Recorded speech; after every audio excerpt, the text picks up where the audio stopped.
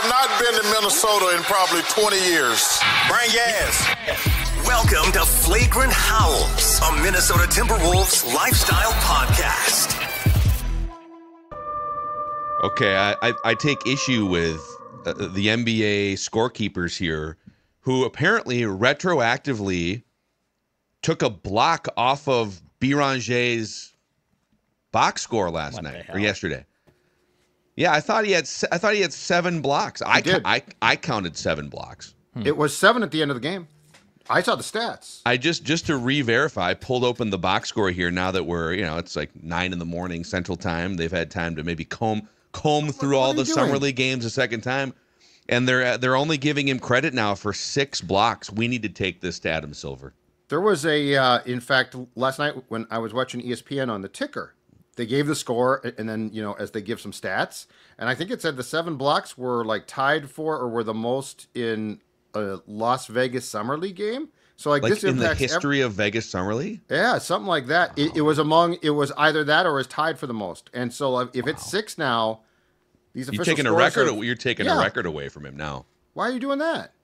I need to know what they think they saw. Maybe there's a second Summer League box score we can cross-reference with here, but we'll get into some feedback here. We'll talk about the incredible Summer League debut of Joan Beringer, the Timberwolves' 17th overall pick. But let's shout out Safe Side Barbecue here, launching us into our glorious summer weekend, boys. That sounds like a fantastic idea, because when we're talking about Safe Side, gentlemen, we're talking about the best barbecue food truck in the West Metro. That's right there, fresh brisket, cut to order. How fantastic is that? 100% wood-fired smoking. We're talking juicy, savory, tender meat. No electric smokers or ovens are used. Everything homemade, including this bread, is made to order for your sandwiches. How about that? Made to order. Everything is specially just for you. Find them at safesidebbq.com and on Facebook for where the food truck is going to be. The best barbecue food truck. You just saw a couple of reasons why, but I guarantee if you check them out, you are going to love what Safe Side provides. Well, until we get verification with why they took a block off the board here for Beringer, we're going to go with his initial box score, which was 11 points on 5 of 6 from the floor. I think all 5 of those were dunks, pretty sure. He certainly wasn't pulling up from 18 feet. 8 rebounds, 7 blocks, 2 blocks in the first 15 seconds on that first possession against the Pelicans. Couple of steals, an assist, only 2 fouls in 23 minutes. And Tony Johnson chimes in here via Twitter to start Feedback Friday. Sundog Lightning on Twitter says the 2 fouls might be the most impressive thing in that box score. Young big men always seem to pick up 9 personal fouls because they don't have a limit on fouls. Well, they do. It's 10. Okay. And I don't think anyone ever actually reaches 10 fouls, but they do that so that it's just a bunch of young players, these Bambi-looking 7-footers that are out there, 17, 18, 19 years old. So they just let you play. And as Tony says, young big men always seem to pick up 9 personal fouls in early Summer League games. And then Parker chimes in and says, not going to lie, a Rudy Gobert trade would kind of make sense after watching that performance yesterday. Wow. One Summer League, we're already ready. Wow, we're moving on. But what's funny? This is a very astute observation by Sundog Lightning Tony here. Yeah, usually the hardest thing for big men that come into the NBA, you're 19, you're 20 years old, body control, trying to figure out how to defend and block shots without knocking people's forearms and getting into their space. And that was very noticeable with Beringer yesterday, that his movement, his IQ on defense, and his ability to get a hand on the basketball while keeping his body straight up, the body control, I guess, was very noticeable for a kid that just started playing basketball 4 years ago. That's what I was going to say. So, okay, it's Summer League. This is obviously not an NBA game, but that being said, that's what struck me is for a guy that's been playing basketball for a very short period of time, especially compared to the guys he's going against, how he looked in control and comfortable.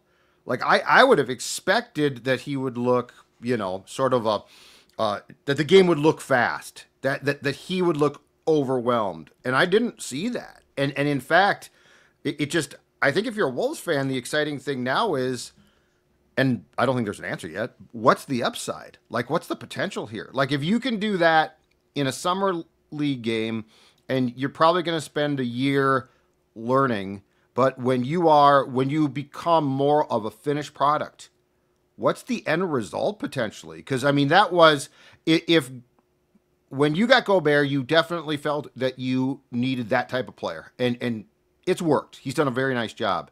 That being said, he's aging out a little bit now. He's not going to be here for a lot more time. And in a year or so, or 2 years, whatever, if you can plug this kid in, or slowly but surely, like, where does this take you? Because, I mean, I'm sorry, but when you just watched him alone yesterday, it's hard not to be excited about what the scouting reports must have said about the potential here. I feel like we need to add like a new segment to these summer league episodes of Flagrant Howls. Summer League overreactions. It might be. After watching 23 minutes of Beringer yesterday against the Pelicans summer league team, I'm gone from like, maybe he'll contribute in 2026-27 to, I'd give him 6 minutes in the first game of the season. 7 minutes. I give him one rotation, or like a 3-minute rotation first half, maybe 3 more in the second half. Just don't know. I have no idea if he's going to help you in 25-26, but I will say this. After seeing him yesterday, like, you can see the portrait, the snapshot of what he could mean. And if you can get one more year from Gobert and transition to that, and here's the word I would use, the difference between Gobert, who's older, and Beringer now is this. Beringer looks spry. Today's word is spry. Springy. Twitchy. Right. Dare I say twitchy? Yes. If I could use a football scouting term. Yeah. Prime of his life. He's going into the prime of his life. But he's got that athleticism still that probably goes away pretty quickly with a guy that big, let's say, when you get around 30. But yeah, I was flat out impressed. They also, you can definitely see, like mini-me Gobert, Diet Gobert, the Gobert comparisons, not just because they're French and 7 feet, but the way that they impact possessions that don't result in a block or a rebound too. The never minds, right? There were some never minds in there where, okay, maybe he's lurking out near the perimeter and he's got this, he's got like I think a standing reach of like 9.5 feet, whatever his wingspan is. And he just makes you think twice about dribbling into the paint. And when you get in there, you're like, oh, you're not going to go up right away because this dude's going to swat the ball into the third row. Mm-hmm. Super impressive. And yeah, totally agree with Sundog Lightning here that if you were to have said to me, all right, you're not going to even watch the game, but he's going to have 7 blocks in 23 minutes. How many fouls do you think he had in his first summer league game? And I would have said probably like 6. Leonard Miller had like 6 fouls in that game. And this is his 3rd summer league. So pretty tough to have for the player that Beringer is, which is like raw offensively. His buckets are going to come right under the hoop, putbacks and stuff, but he's going to be a shot blocker, a rebounder, and a guy that's just athletic and causing some chaos. This is about as much of a splash as you can make in your first summer league game. Yeah, it was super impressive. And this is also where, and I know we'll talk Dillingham here probably coming up, but this is where if you can get some contributions from either these rookies or these second-year guys that either exceed or play at their expectation, and also obviously are given a chance to play, because that's part of this puzzle last year, or was part of the puzzle last year, I think then you have a Wolves team that could potentially elevate and maybe get past the Western Conference Finals and maybe get all the way there. I mean, it's gonna require, some of the guys you're seeing, barring a trade out of nowhere here in the next few months, for the Wolves to take another step, it's going to require players that were playing in that game yesterday to take a step. Did you guys see, though, Chris Finch joined the telecast in like the second quarter, and they sort of they very cautiously asked about the rotation, and he immediately cut in and said, oh, no, it's going to be like 10 guys next year. Yeah, he said it's going to be 9 or 10 guys. Yeah, right? So like he left no doubt that these guys, so unless he's not telling the truth, which I think he probably is, he knows that.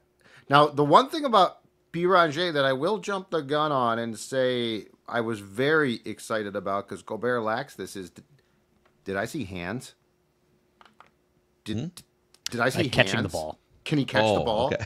Did I see he has I was hands? like, yeah, he did have two hands. He did have 2 hands. He had 3. Yeah. But can he catch? But did I see a guy that can catch the basketball?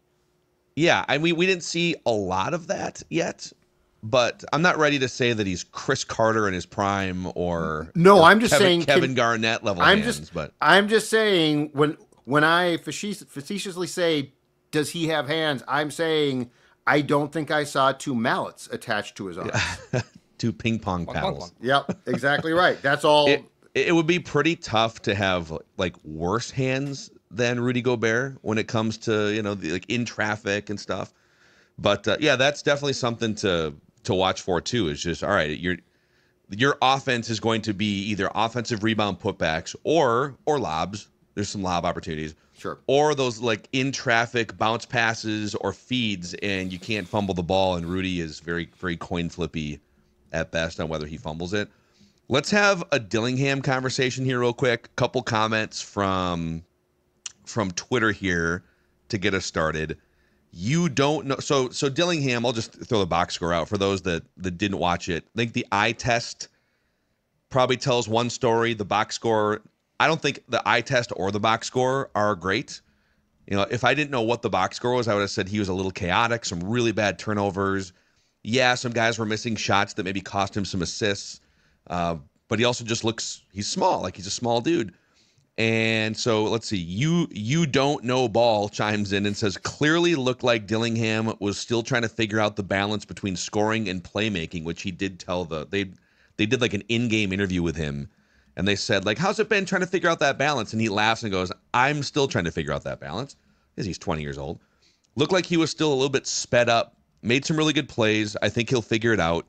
And then Muscular Liberal chimes in and says, he had minutes on the senior team last year, like the actual Wolves, yet couldn't surpass the 38-year-old incumbent point guard. And today his shooting was poor. His assist-to-turnover ratio was inexcusable. He's doing literally nothing well in Summer League. There's still time, though it's not a stretch to say that he was way overdrafted. There were some flashes, like you can see the vision for Rob Dillingham. He had that 4-point play. You can see the kind of the wiggle in the way that he dribbles and can get by defenders. But man, like so many bad turnovers.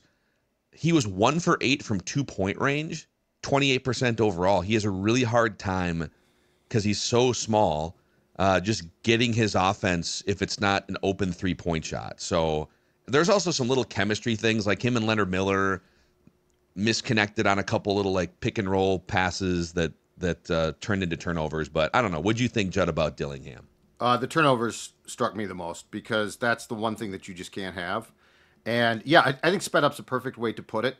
It feels like the game is fast to him and he's trying to play it fast already. And that results in catastrophic turnovers, which in Summer League, who cares for the most part, but in the NBA season is a problem. So yeah, I mean, I don't think it's a stretch to say that as fans, this is our chance to see him, and that we've talked about this earlier in the week. You want to see progress, and I did not think yesterday was progress. And all of this does not lead me to saying he's an absolute bust, he sucks. It leads me to saying, are you really going to go into the season with Mike Conley and Dillingham and nothing in between as a buffer of someone who can basically play adult on the floor at times? Yeah, I wonder, because there are some guys, and you talked to Doogie about some of these names a couple days ago here on the podcast. There are some players that you could potentially still bring in with veteran minimum contracts, whatever it may be. And I wonder if the Wolves just really wanted to get a look at Dillingham in these 4 Summer League games. I know some people are going to say it's 4 games of Summer League. Yeah, but for Terrence Shannon Jr., who also like showed some great flashes yesterday, and Jalen Clark turned the defensive knob up a couple times and like it's incredible, just picking pockets. At one point, he got to feeling himself a little too much and tried the off the backboard in transition dunk. It turned into a layup. But so like for those guys, all right, they're going to be rotation players based on what they did for Terrence Shannon Jr. in the playoffs, for Jalen Clark in the regular season. I don't think it's a stretch to say that Dillingham needs to show you something in these next 3 games before you would then just like skip ahead to the regular season. I mean, I told you guys a week ago, if he looks good in Summer League, I would probably either start him or get him as many minutes as possible with the starting unit like Anthony Edwards, because that's the best chance for him to really thrive and like bring out the best version of him.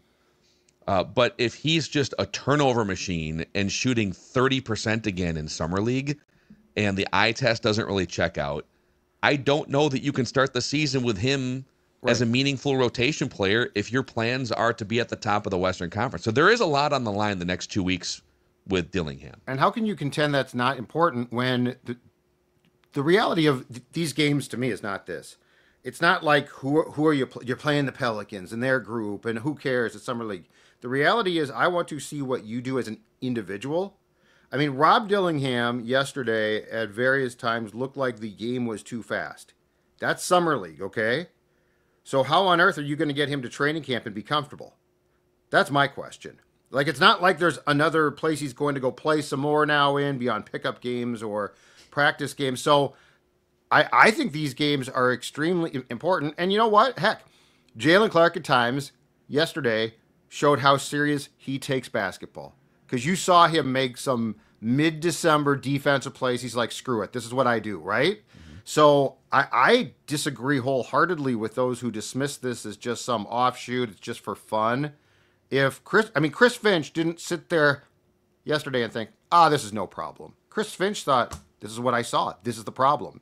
So, and this team is just too good to have a near 40-year-old Mike Conley and then a kid who you don't necessarily trust. And I know that other guys can play point guard, but I'll continue to hammer it home. That to me is not an answer.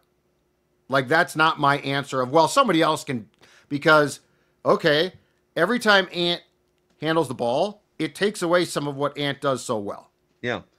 But I mean, yeah, and that is like the good news is even if you don't have a great solution and you go in again and it's like Conley and maybe some Dillingham, Anthony Edwards is probably going to get a step better like he has every year. And then you do have other guys that aren't point guards that can handle the ball. But yeah, it's like it's the one big glaring weakness on this team. Sometimes these 6'1" smaller, 6'1" ball handling guards, sometimes it does take them a little bit longer. They don't just jump in scoring like 24 points a game in the NBA. But you've got this, your timeline for what you're trying to do right now around Anthony Edwards doesn't match up with giving Dillingham 2 years of 25 minutes a night to sort of figure it out. If this was a bad team, I'd say, whatever, like, he's certainly not a bust at age 20. You just throw him out there, you're going to go in 23 games, like half the seasons in Timberwolves history, and you let him kind of figure it out, and then by year 3, maybe it clicks for him, and you're trying to walk that line, and this is where, like, you do see where Chris Finch is coming from. Like, I'm trying to win games, and I'm trying to beat the freaking Nuggets and the Thunder. Does Rob Dillingham help me accomplish those things? It's one Summer League game. There's 3 more for sure on the schedule. I think maybe 4 more. But it was definitely for as much as Beringer made you think, whoa, okay, yes, that might have been a great draft pick. Yesterday's Dillingham performance for me was just another notch in the, I don't know if he's the guy belt. I think the difference, though, is it's one game, yes, but it's also a body of work. Like, Chris Finch didn't play him because he was concerned about these things. And so I think the question is, for all of these games, is have you cleaned up the problem? And that was strike one. Yeah. Leonard Miller, worth touching on here too. So I believe he was their leading scorer last year Summer League. In the 10 G League games he played in, he's like a 25-10 guy. You can see just the athletic ability. He does have some range, although he was 0 for 6 from 3 yesterday, and his shot is still pretty inconsistent.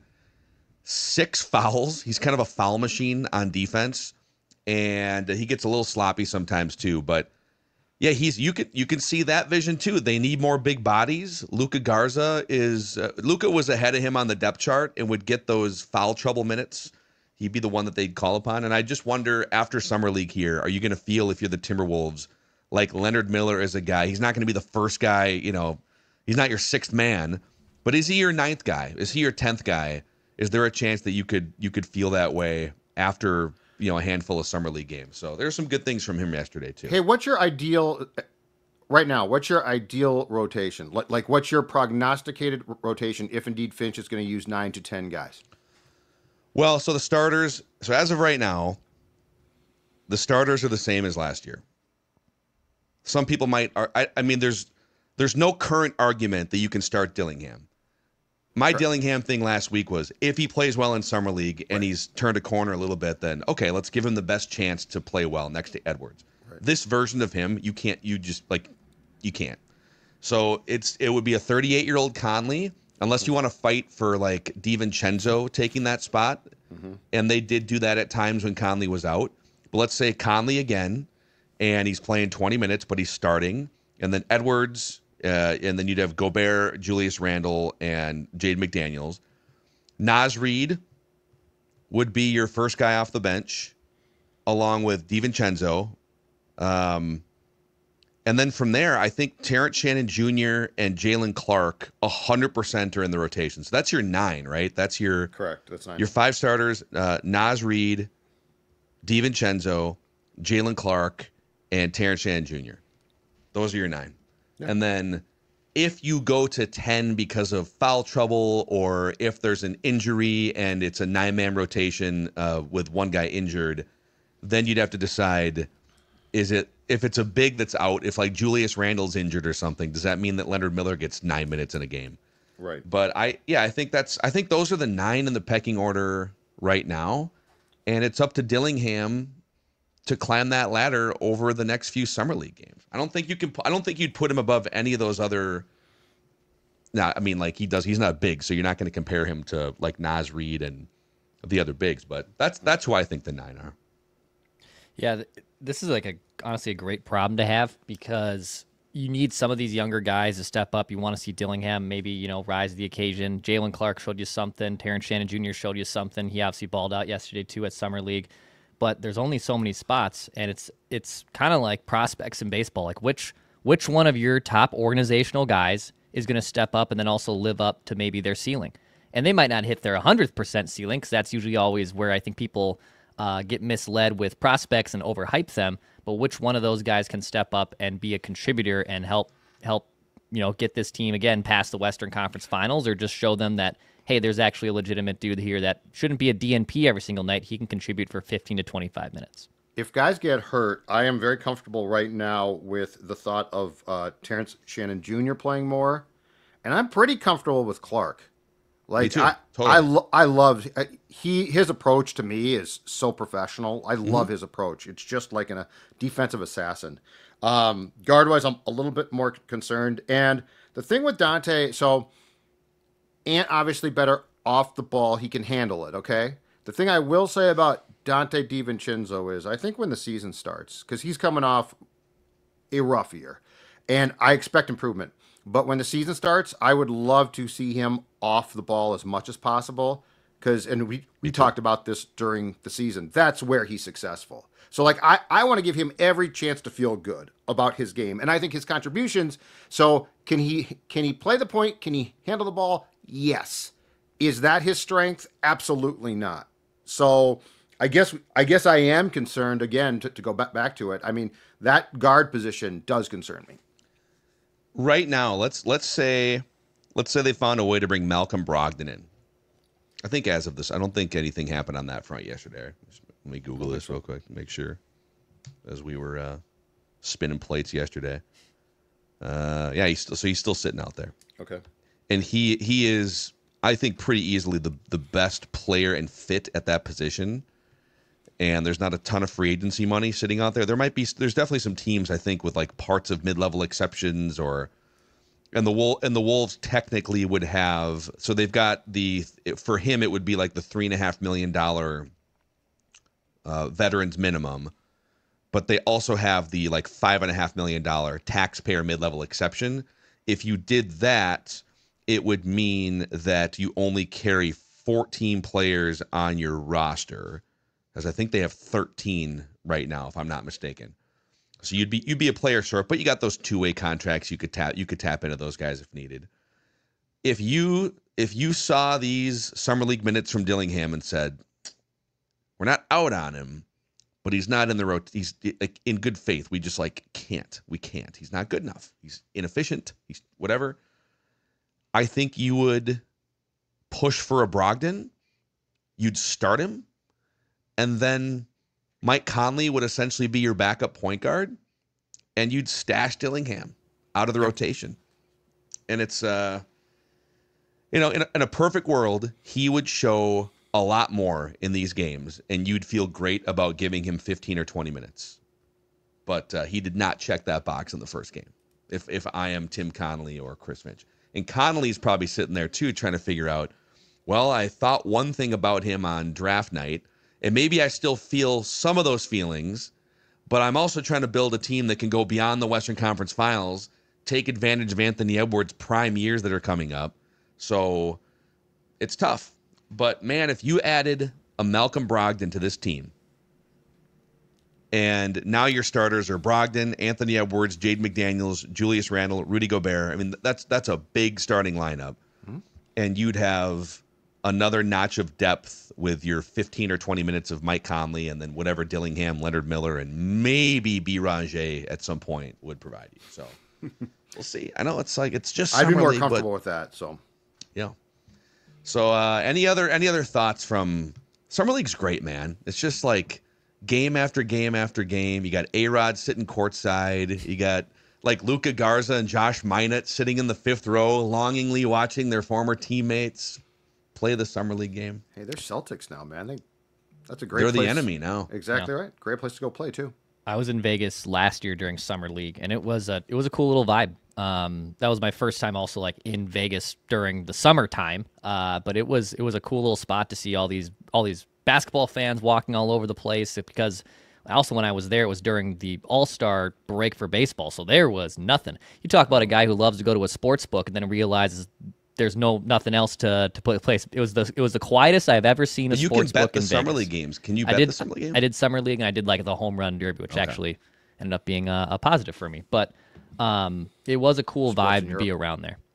Highlight, perhaps, Dex. I mean, there's a lot of stuff. There's cricket, there's highlight. There's a lot of sports out there to bet. Oh, you're okay. I was like, I didn't know what you were talking about. I was like, I'm talking other sports. What is highlight? Yeah. It's big in Florida. It's I can't describe it exactly, but it's a major gambling sport. Cricket. I'm guessing that how do you spell it? What is it? HIAL XQ another 3? No, is it JAI? A Batman symbol. Hold on a second. Why was that the first sport that you thought of? There was still the All-Star game, and you can do future bets. Because it's a big gambling sport. I'm telling you, it's a big gambling sport. Until right now. Originating from the Basque region of Spain and France, a fast-paced sport where players use a cesta, a long curved wicker basket, to catch and hurl a hard ball against a three-wall court. Yeah, it's big in Florida. Yeah. Yeah. Does it look like a banana, like a big banana, where you catch the ball on the thing and then you throw highlight. It? Yeah. Oh, that's what that is. Okay. Yeah. You can gamble on it. You can gamble on anything. Looks like a big banana. Yeah. I mean, it's that thing. It's that sport. What's wrong with that? I didn't know you were so well versed in highlight. It's amazing. Anyways, here's your Game 1 Summer League update. We'll have much more on Flagrant Howls after the weekend. The Wolves play again tomorrow night at like 9 o'clock Central Time. Yeah. And then again, I think on Monday after that. I love the afternoon game, by the way. It's great. Yeah. I love that afternoon game. Transition right from the Twins getting their butts kicked by the Cubs right to a little NBA Summer League on a Thursday afternoon. Settle right in. That's great. That's right. Mark Kestisher taking us along a great journey yesterday.